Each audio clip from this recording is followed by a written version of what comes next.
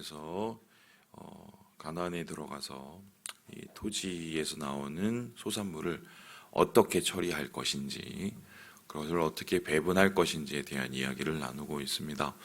쉽게 표현하면은 주님께 첫 소산물을 드려라. 두 번째는 가난한 자를 위해서 11조를 떼어라. 이렇게 얘기를 하고 있습니다. 여러분 그거 생각해 보셨습니까?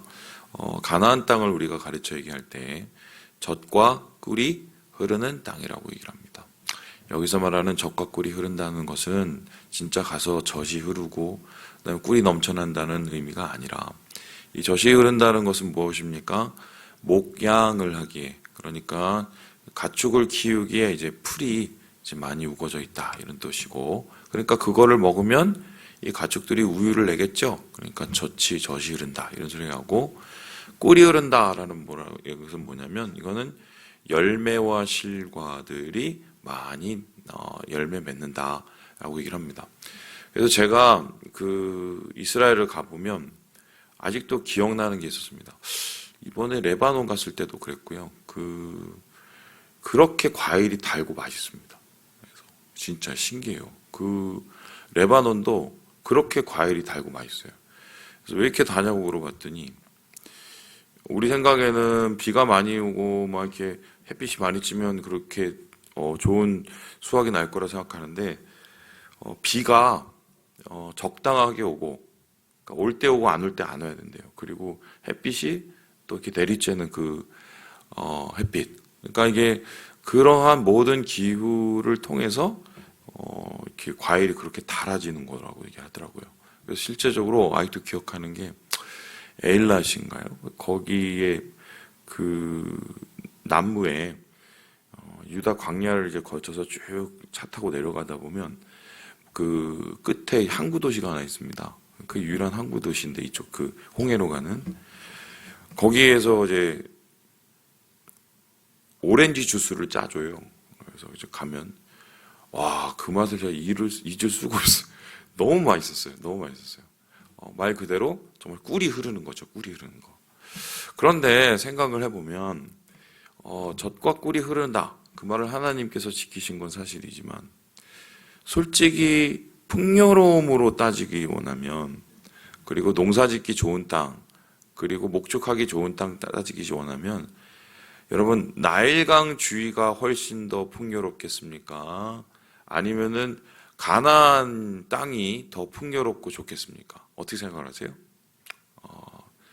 이게 아주 쉽게 설명, 한강주의가 좋습니까? 아니면은 저기 충북이나 충청도 그 중간 같은 데가 좋을 것 같아요. 당연히 한강이 좋죠. 왜습니까? 한강주위에 물이 많으니까. 일단은 생각을 해보세요. 그 밭을 읽어야 되고 논을 읽어야 되면, 특별히 쌀농사 같은 거는 물이 되게 중요하잖아요. 그리고 밀도 뭐 비슷하죠. 그래 놓으니까 땅 좋아야죠. 물 충분해야 되죠. 그런 의미에 따지면 나일강이 딱인 게, 나일강은 물도 풍부한 데다가, 그리고 땅이 되게 비옥합니다. 왜냐하면 이게 나일강이 뭐 몇 년에 한 번씩 범람을 해요. 이렇게. 그러면은 토지가 아주 그냥 기름진 토지가 그 위에 덮였다가 또 다시 또 범람이 줄어들면 거기에 심으면 되거든요. 그럼 솔직히 따져보면은 나일강이 훨씬 더 풍요롭고, 그리고 젖과 꿀로 따져보더라도 훨씬 거기가 더 나은 환경입니다. 그런데 하나님께서는 거기가 니네가 살 곳이 아니라 가나안이 너희가 살 곳이라고 얘기합니다. 그것을 갑자기 정하신 것이 아니라, 이스라엘 백성들이 출애굽하기 이전에 430년 전부터 하나님께서 아브라함을 그곳에 꽂아 주셨어요. 그래서 여기 봐, 여기가 내가 너희한테 줄 땅이야 이러면서 이 주위를 둘러보라고 했습니다. 이 약속의 땅이라고. 하나님께서 이미 그곳을 정하시고 그곳을 이스라엘 백성에게 주시려고 작정하신 것입니다. 자, 그렇다면 겉에 보기에 훨씬 조건적으로 따져보면 이스라엘이 지금 살고 있는 애굽 땅이 훨씬 더 좋은데, 왜 여기가 아니라 왜 가나안으로 가야 된다고? 가나안이 훨씬 좋은 땅이라고, 거기가 소위 말해서 젖과 꿀이 흐르는 땅이라고 하나님께서 말씀을 하셨을까요?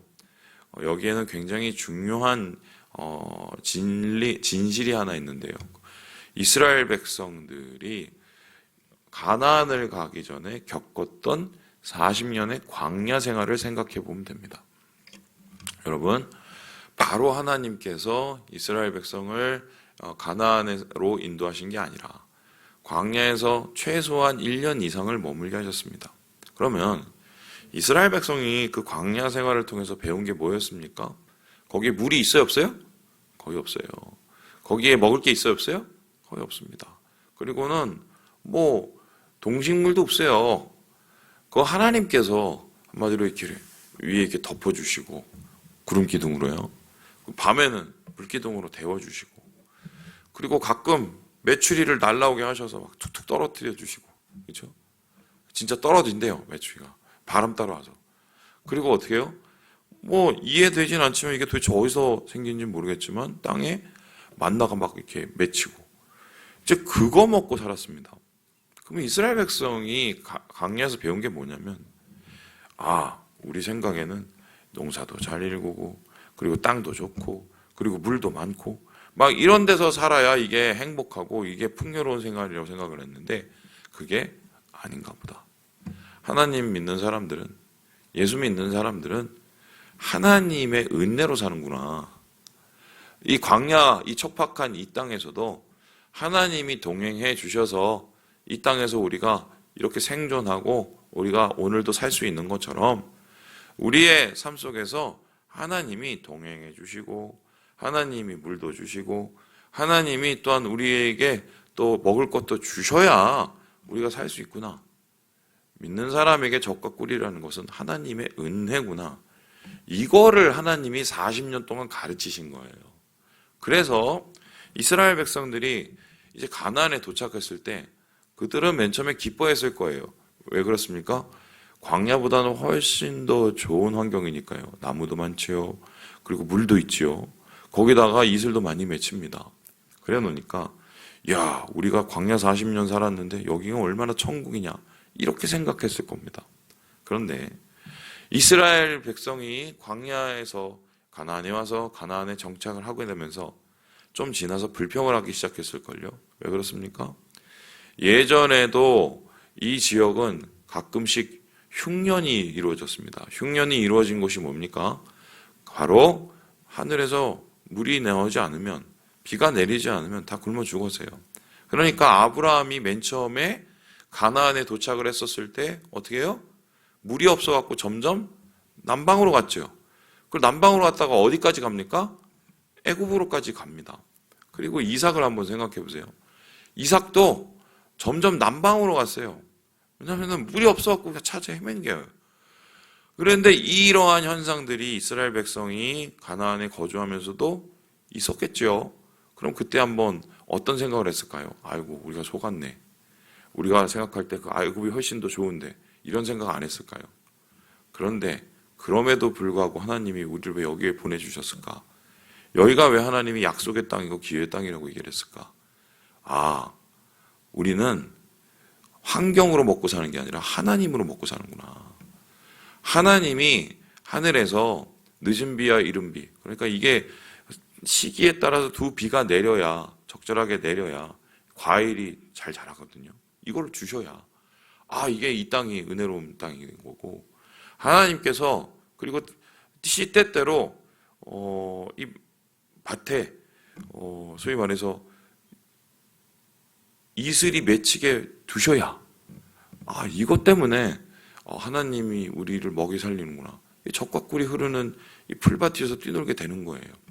그래서 하나님께서는 이러한 모든 것을 이미 계획해 놓으셨고, 이스라엘 백성은 환경으로 먹고 사는 게 아니라, 쉽게 설명 돈 벌어서 먹고 사는 게 아니라 그 돈 버는 것조차도 하나님께서 은혜를 주셔야 살 수 있다고 말씀하시는 겁니다.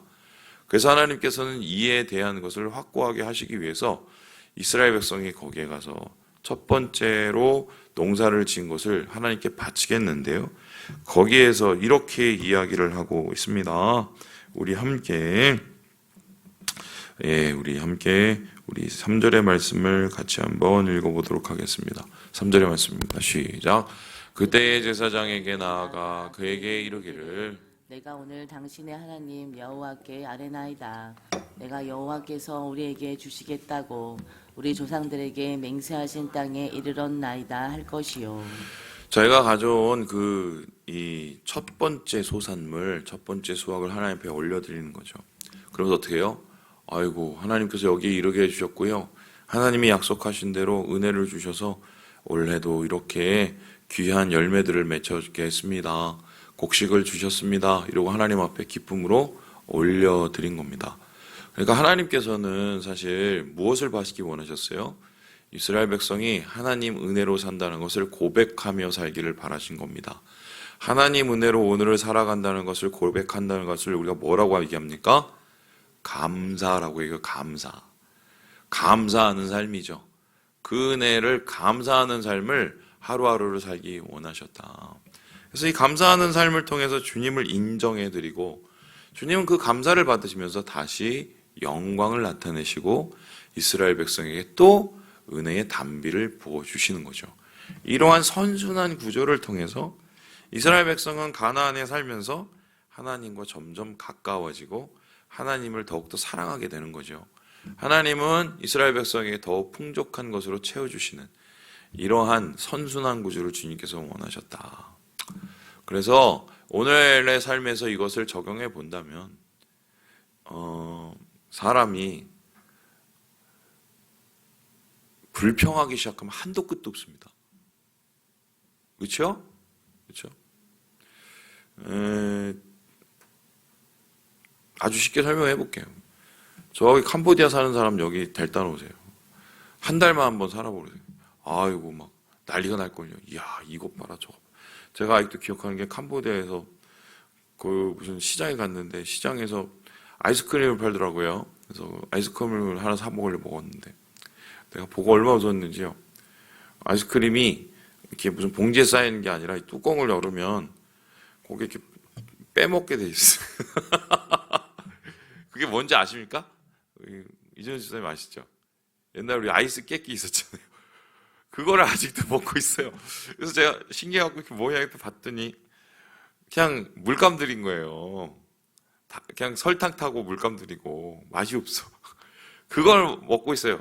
이런 친구들이 우리 여기 와갖고 아이스크림 가격이 얼마 많아요.